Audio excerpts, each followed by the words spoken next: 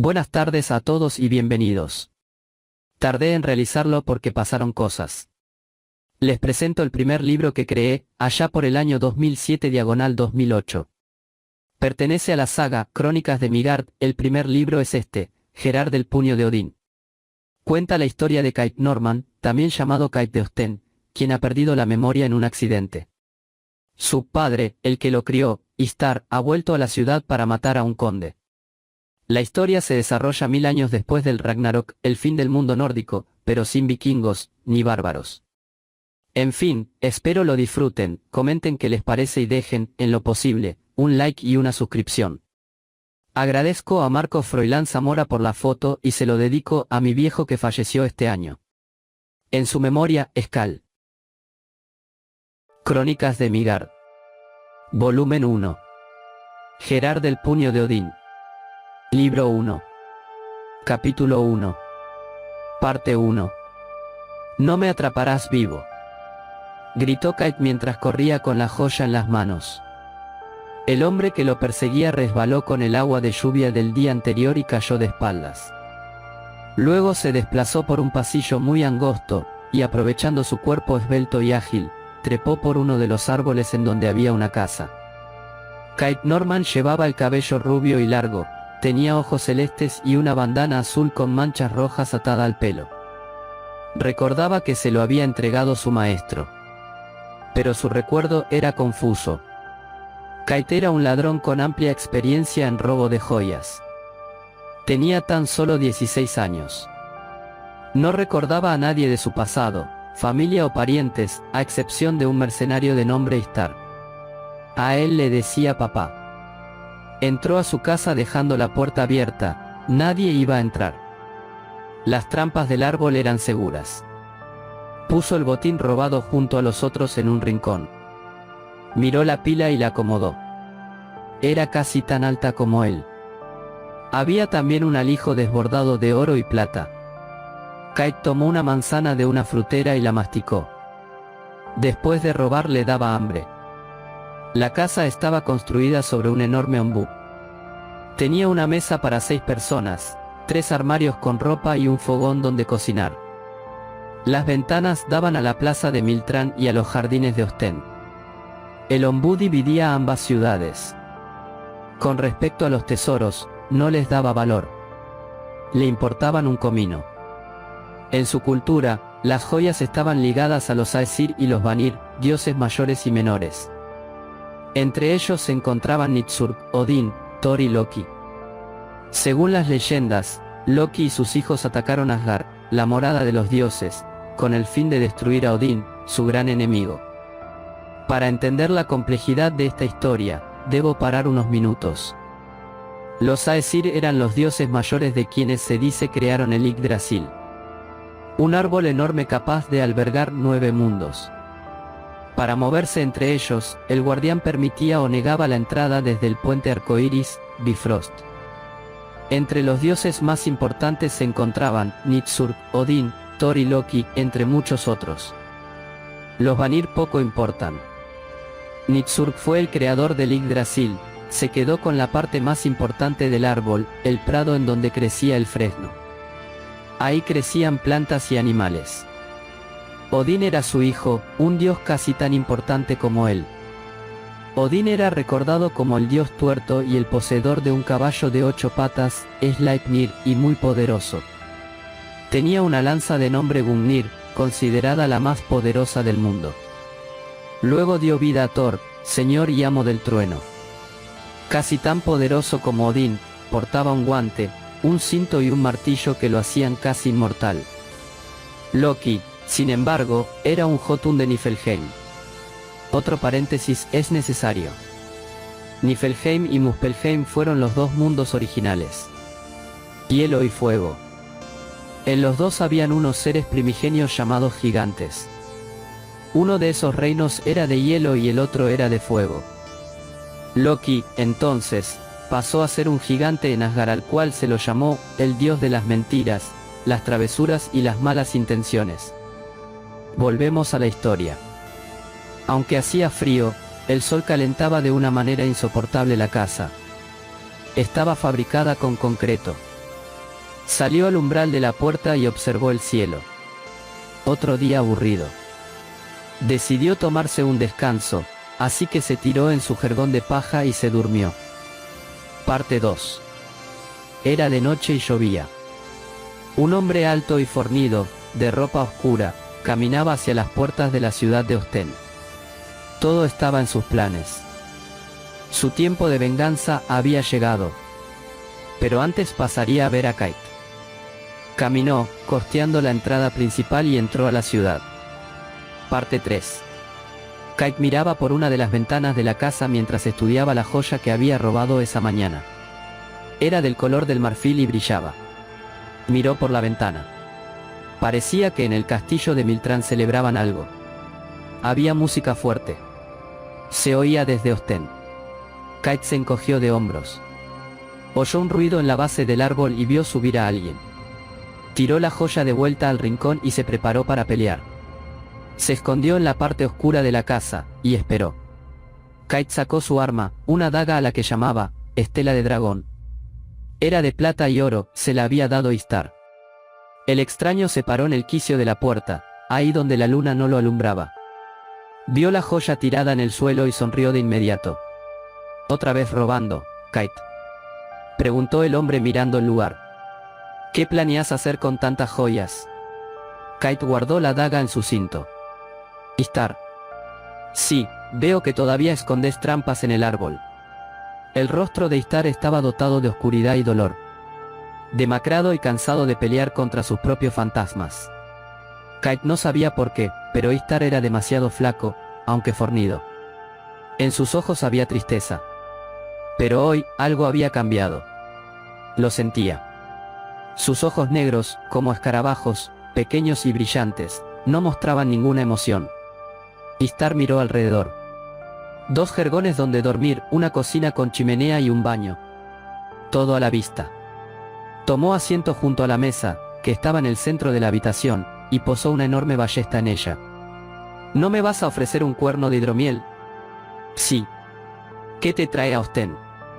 Vine a verte por un trabajo, así que no estaré mucho tiempo en la ciudad, le contestó Istar mientras Kate hundía un cuerno en un tarro de la bebida.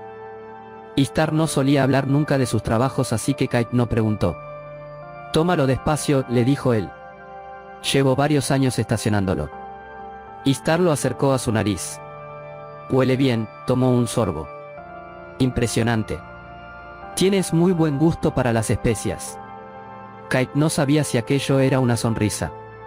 En silencio, esperó que Istar terminara de beber. Necesito pedirte un favor, dijo Istar dando un golpe en la mesa. Tengo un trabajo en esta ciudad y necesito un veneno potente. Yo sé que tenés una gran colección de venenos. Necesito el más potente que tengas. Kate lo pensó unos minutos.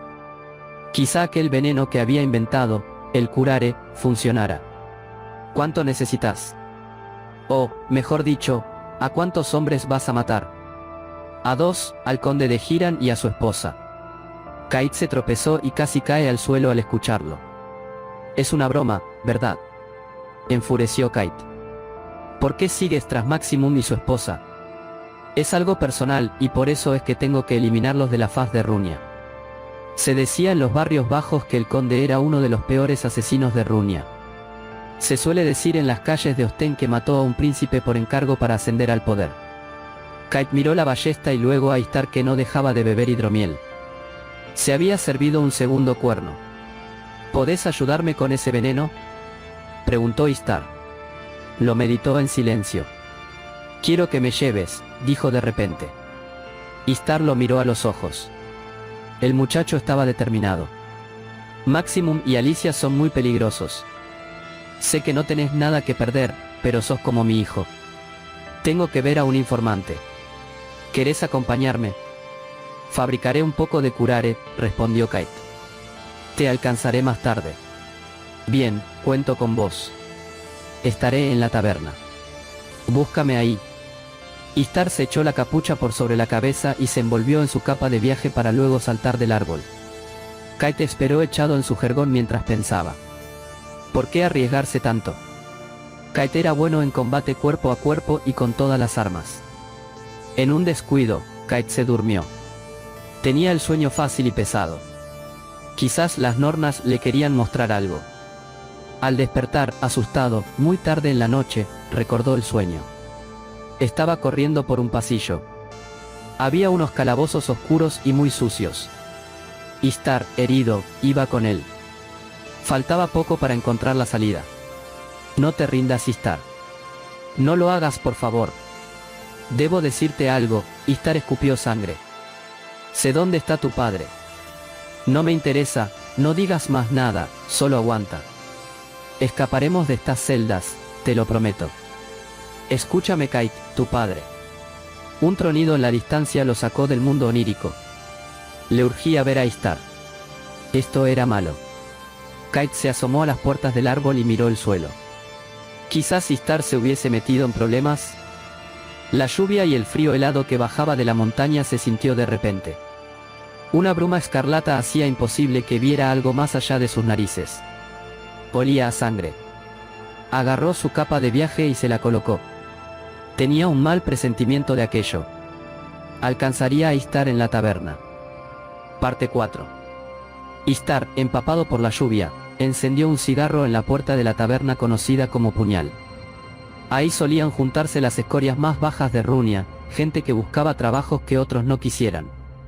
Istar dio una pitada larga a su cigarro de uva y lo tiró al suelo. Un ruido metálico le llamó la atención. Se escondió en un costado de la taberna, donde las sombras lo ocultaban, y esperó.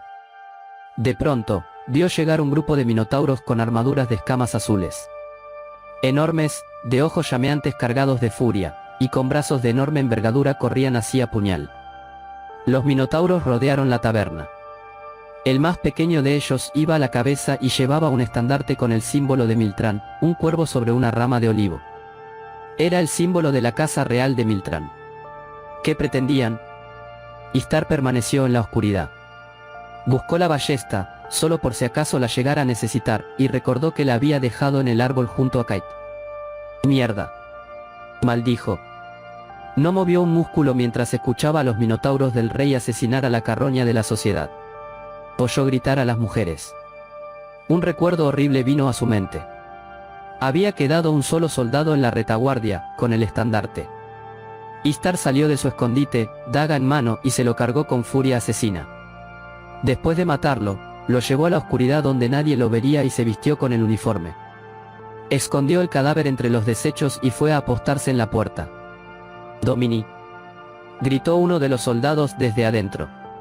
«Agárrala». Istar miraba asombrado. Una joven de cabello rubio y ojos celestes saltaba de mesa en mesa acuchillando a los minotauros. Era hábil para ser tan joven. Por lo menos ya sabía por qué no se dieron cuenta de la desaparición del portaestandarte. Se dijo a sí mismo que tenía que hacer algo. Sacó un pequeño cuchillo y lo lanzó sin moverse de su lugar a uno de los minotauros. Uno menos, eran 12 minotauros, más el que él mató ahora y el portaestandarte. Los soldados vivos rodearon a la joven e hizo algo que nadie esperaba, usó polvos de alquimista. Usados de la forma que lo hizo la joven, permitían moverse entre espacios. Muy astuta. «Domini», insistió el jefe de los minotauros. «Minotauros. Firmes al castillo». Istar iba en dirección a Miltrán llevando el estandarte. De pronto sintió una punzada en un costado y se dio cuenta de que el minotauro en jefe le había clavado una cuchilla en la parte derecha de la armadura. «No eres Domini, tu cabello te delata, humano». Istar se desplomó en el frío piso de la ciudadela. Parte 5. Kite se dirigió a la taberna Puñal. Subió por el camino ascendente hacia la carretera norte escondiéndose en la oscuridad de las casas. Si lo viesen ahí, con todo lo que había robado, lo lincharían. Por suerte, no fue el caso. Olisqueó el aire. La niebla roja y con olor a sangre provenía de los suburbios. Al llegar a Puñal no pudo creer lo que había sucedido. La niebla cubría toda su visión. No dejaba ver a más de 3 pasos.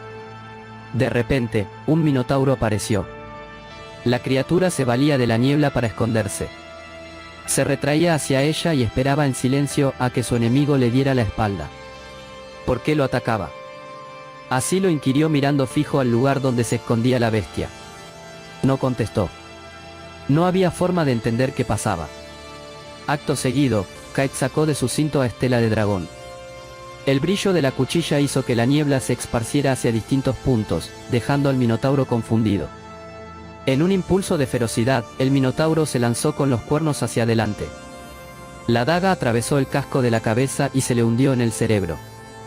Despacio, la niebla comenzó a disiparse y Kite se quedó mirando al minotauro. ¿Por qué lo había atacado? Estas bestias viven en Relien y son pacíficas. El minotauro abrió los ojos, como si saliera de un trance. ¿Qué pasó? Fue lo primero que dijo y también lo último. Parte 6. Istar despertó en un calabozo. No sabía dónde estaba ni qué hacía ahí. Trató de ponerse en pie y se dio cuenta que tenía una herida muy fea en el costado derecho del abdomen. Eso no era nada, se curaría en unos instantes gracias a su magia. Puso su mano en la cintura y notó cómo la herida se cerraba. Sentía calor en contraste con el frío del lugar. Luego de unos instantes, se puso en pie. Si lo descubrían estaba muerto. Debía huir. Se acercó a la reja. Estaba cerrada. Nunca aprendió a abrir cerraduras, pero la curación era otro tema. Tomó carrera y embistió la puerta. Solo consiguió salir despedido hacia atrás. Se sorprendió mucho al ver a alguien en la punta opuesta de la celda. Parecía un clérigo evanescente. Se acercó despacio. El clérigo estaba cubierto con una capa de viaje color blanca y tenía los ojos cerrados. La celda era enorme. Quizás de unos 10 metros de largo y otros 10 de ancho. Con mucho cuidado Istar trató de despertarlo. ¿Qué quieres?, dijo el clérigo sin mover un músculo de su cara. ¿Eres un clérigo evanescente? Sí, así es. Estaba hablando sin mover la boca y sin abrir los ojos. Disculpa si no te miro o muevo la boca, hablo a través de la conciencia, se explicó el clérigo. ¿Dónde estamos?, quiso saber Istar. En el castillo de Miltran. Miltran. Es mi oportunidad. El conde morirá hoy, pensó Istar. Miltran está al este de Ostend. Allí viven el rey y su hijo. Además, la hija de los condes se comprometía hoy. ¿Puedes sacarnos de aquí?, preguntó Istar. El clérigo se puso en pie, algo molesto, y con un movimiento de la mano, ambos estuvieron fuera de la celda. ¿Estás bien?, preguntó Istar. Sí, lo estoy.